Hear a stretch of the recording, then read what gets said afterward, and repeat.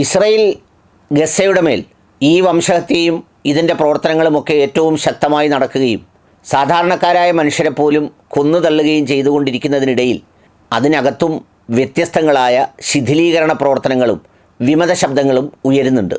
യുദ്ധവുമായി ബന്ധപ്പെട്ട് നിരന്തരം പ്രതിഷേധങ്ങളും പ്രക്ഷോഭങ്ങളും ഉണ്ടാകുന്നുണ്ട്.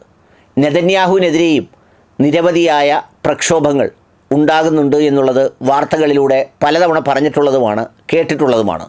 ഈ ബന്ദികളാക്കപ്പെട്ടവരുടെ ബന്ധുക്കൾ അവരെ വിട്ടുകിട്ടുന്നതിന് വേണ്ടി ഇതുവരെ ഒന്നും ചെയ്യാത്തതിൽ വളരെ പ്രതിഷേധവും അത്തരം കാര്യങ്ങളും നിലനിൽക്കുന്നുണ്ട്.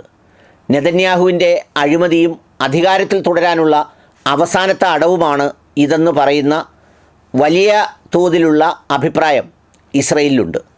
ഇതിനെല്ലാം ഇടയിൽ മറ്റൊരു ശ്രദ്ധേയമായ പുതിയ പ്രക്ഷോഭം കൂടി തുടങ്ങിയിരിക്കുന്നു എന്ന് മാധ്യമങ്ങൾ റിപ്പോർട്ട് ചെയ്യുന്നുണ്ട്. അത് വേറൊന്നുമല്ല, നോർത്തേൺ ഇസ്രയേലിന് സ്വാതന്ത്ര്യം വേണമത്രേ. നോർത്തേൺ ഇസ്രയേൽ സദേൺ ഇസ്രയേലുമായി താരതമ്യം ചെയ്യുമ്പോൾ അവിടെ വേണ്ടത്ര വികസന പ്രവർത്തനങ്ങളില്ലെന്നും തങ്ങളെ പരിഗണിക്കുന്നില്ലെന്നും തങ്ങൾക്കൊരു സ്വതന്ത്ര രാജ്യമായി നിലനിൽക്കണമെന്നും ആവശ്യപ്പെട്ടുള്ള ഒരു ചർച്ച പണ്ടുകാലം മുതലേ ആ രാജ്യത്തുണ്ടായിരുന്നു. എന്നാൽ കഴിഞ്ഞ ദിവസം ഈ ഗലീലി റീജിയണിലുള്ള വിമത നേതാക്കളെല്ലാവരും കൂടി ഒത്തുചേർന്ന് ഈ സ്വാതന്ത്ര്യം വേണമെന്നും അതിനുവേണ്ടിയുള്ള പോരാട്ടം തുടങ്ങുകയാണെന്നും ഒക്കെ അങ്ങ് പ്രഖ്യാപിച്ചു.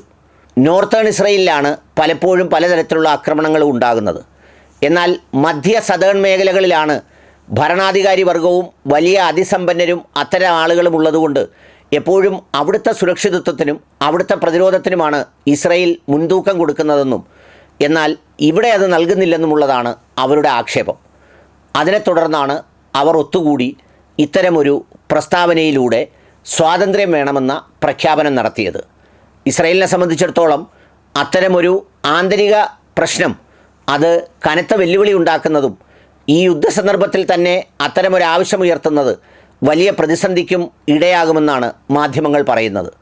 അത് മുന്നോട്ട് പോയാൽ ഗൗരവമായ ഒന്നായി മാറുമത്രേ.